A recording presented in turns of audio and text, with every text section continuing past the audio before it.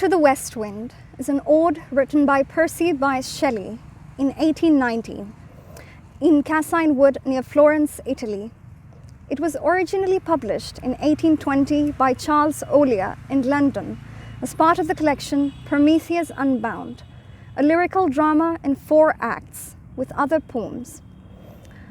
Perhaps more than anything else, Shelley wanted his message of reform and revolution spread, and the wind becomes a voice for spreading the word of change through the poet-prophet figure.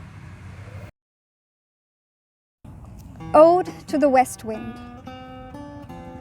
O wild west wind, thou breath of autumn's being, thou from whose unseen presence the leaves dead are driven like ghosts from an enchanter fleeing, yellow and black and pale and hectic red, pestilence-stricken multitudes, O thou, who chariotest to their dark, wintry bed.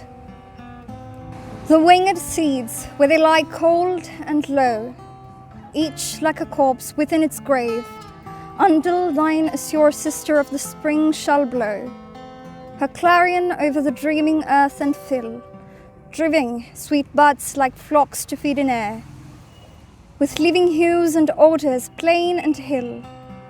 Wild spirit, which art moving everywhere, destroyer and preserver, hear, O hear.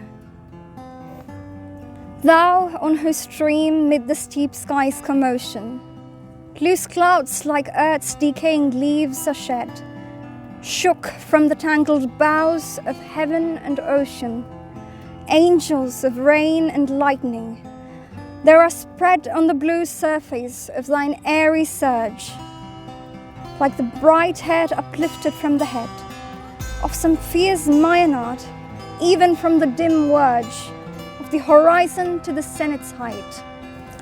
The locks of the approaching stone, thou dirge of the dying year, to which this closing night will be the dome of a vast sepulchre, vaulted with all thy congregated might, of vapours from whose solid atmosphere black rain and fire and hail will burst, O hear.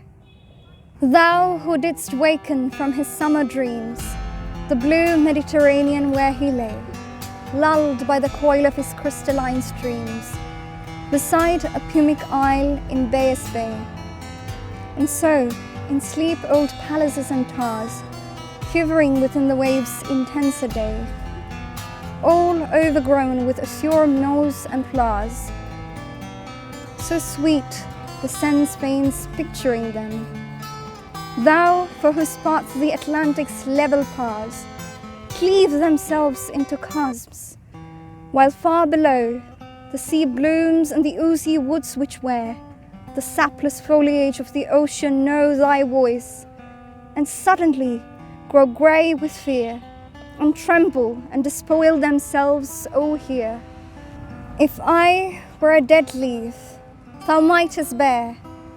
If I were a swift cloud to fly with thee, a wave to pant beneath thy power and share the impulse of thy strength, only less free than thou, O uncontrollable.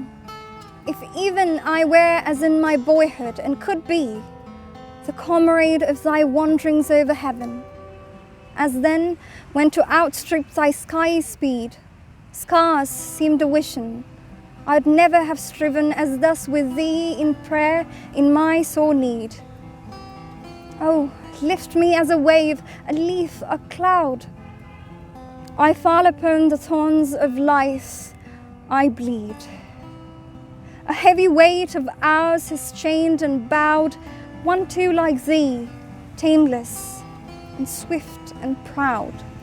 Make me thy lyre, even as the forest is. What if my leaves are falling like its own? The tumult of thy mighty harmonies will take from both a deep autumnal tone. Sweet though in sadness, be thou, spirit fierce, my spirit. Be thou me, impetuous one. Drive my dead thoughts over the universe, like withered leaves to quicken a new birth. and by the incantation of this verse, scatter as from an unextinguished hearth, ashes and sparks, my words among mankind. Be through my lips to unawakened earth the trumpet of a prophecy. O wind, if winter comes, can spring be far behind?